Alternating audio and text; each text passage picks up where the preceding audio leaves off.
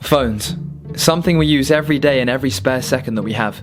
Educational, business, work, travel, recreational. We are dependent on our phones. And recently I've been researching and thinking about the most efficient phone layout, along with the most efficient organization of apps and widgets that will help me reduce my screen time and phone use, while at the same time increasing my productivity, especially after watching The Social Dilemma. Ladies and gents, welcome back to the channel. Now, as you know, I'm an economics graduate, a master's student right now at drama school, and I pretty much use my phone for everything during my day. My phone is my life. And Elon Musk once said that we're basically cyborgs, our phones are attached to us. Your phone is already an extension of you. You're already a cyborg. Most people don't realize they are already a cyborg. And when I heard that quote, I was like, what's he on about? When you think about it, we are so dependent on our phones. I think he's semi-right. Anyway, that's besides the point, but today I'm going to be breaking down basically my brand new home screen and phone layout. Now, recently Apple came out with an update that Android had years ago where you could basically add widgets to your home screen. Some people get triggered by the thought of having widgets on there, but I've gone ahead and done it. And I would say that my new layout is not only increasing my productivity, but also helping me become more conscious of my phone usage. It's helping me break bad habits and get into new good ones. So my new home screen is basically life-changing. Today I thought that I'd share my new home screen layout with you guys. And honestly, if you watch this video, see my layout, and changed yours, I would say there's definitely some benefit in doing that. Life benefits, like it's a very good layout. So jumping into it, my phone is currently up here on the right-hand side.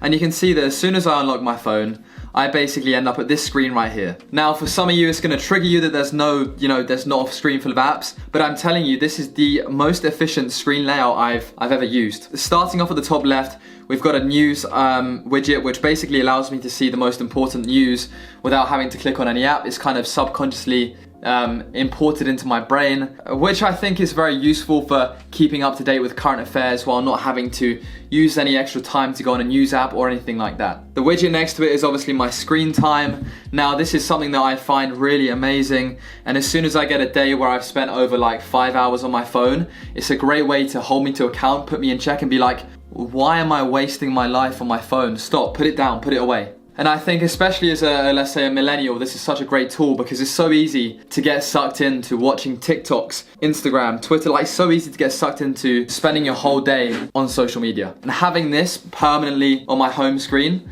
allows me to, even when I think I've only been on my phone for an hour, realize that it's been 2 hours. Whereas before, I'd occasionally compare screen time with my friends, but you're comparing a historic number. There's nothing you can change about it because it's in the past when you look at it. But now, I see the screen time in the present, and I'm basically able to control my screen time better. Next up, I've got a full widget section. I've got a health app, which basically I tap it and it opens up straight to health so I can see my steps and stuff. I've got another widget called record, which basically you tap it and it opens up straight into recording. So if I get a great creative idea, I'm like, quick, tap the button, it starts recording, I say the idea, I've got it in my head. Next up, I've got my to-do list, which is on Notion. It opens Notion straight away. That's my to-do list, I'm not gonna show that. And finally, I've got a Spotify playlist that if I tap, it basically brings me straight to my September Spotify playlist. The remaining 12 apps on my home screen, notice that I don't have any social media apps on the very first page of my home screen, purely because I want to create some sort of distance with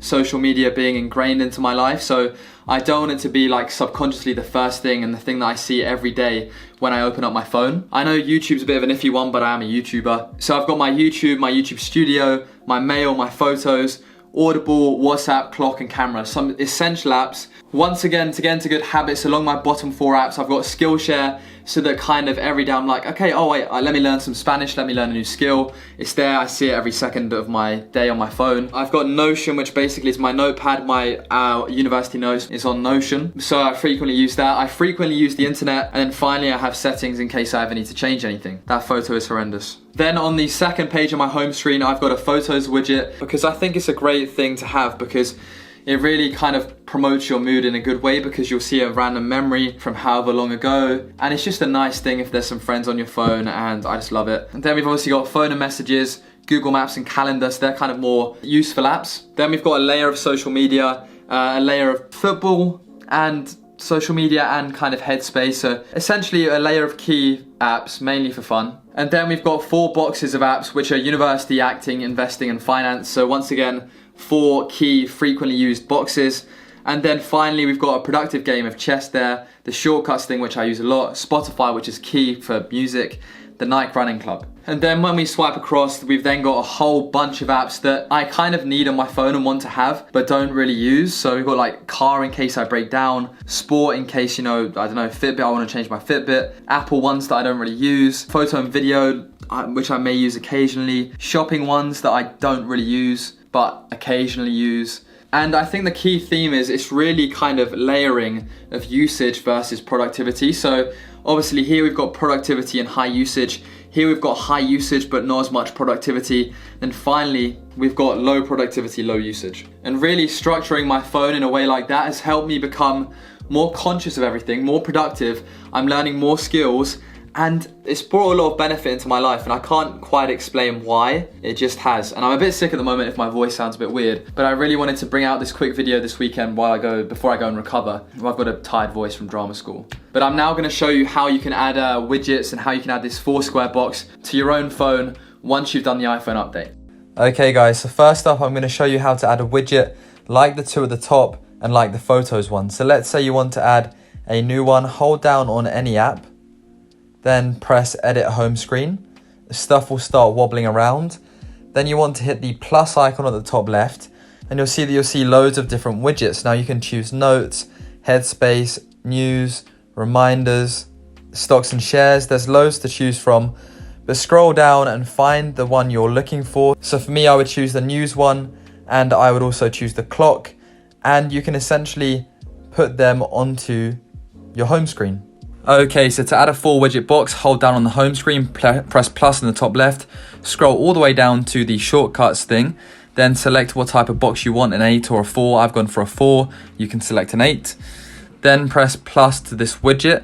Now once this is done, what you want to do is head back over, because the box is currently blank, to the shortcuts app. So search for that, open it up, then back all the way out of it. Then in the top right hand corner, press the plus on a folder, create a new folder, name it whatever you want. I've called it demo. Then inside of this folder, we want to start adding the shortcuts we want to create. So press plus, select apps in the top left, then choose the apps that you want to have. So I'm going to select firstly health, because having health is just a good one to have in there. Once you've selected health and what you want, just press next. It will give you the option to name it, change the color, change the icon.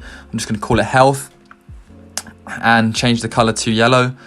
Then the first one to the box is added. Then press plus again, press apps again, and choose the second one. The second one is going to be voice mems. Yeah, we'll add a voice mem one. So just select voice mems, and that will start, choose the settings, press next, name it, and done. And really that's quite easy to do. It's just the next 2 that are quite complex. So when there's not a default kind of widget available in the app section, what you want to do is press web and link to a URL. So you can see here I've set it up. So I press the web, I press URL, and I've gone to get my Spotify link to a playlist. I'm going to copy and paste that link into the URL on this app, on the shortcuts app, press done. And what that means is that now, as soon as I tap that shortcut, it'll open to the Spotify playlist. Head back over to the box, press edit on the box, then it will give you a chance to add a folder, choose the folder you just created, and then it pops up with the widgets inside the box that you just made. And that was a very quick tutorial, but I hope you got it. Thank you for watching, like and subscribe guys. I'll see you for a day in the life very soon. All up in my head, that's just how I behave.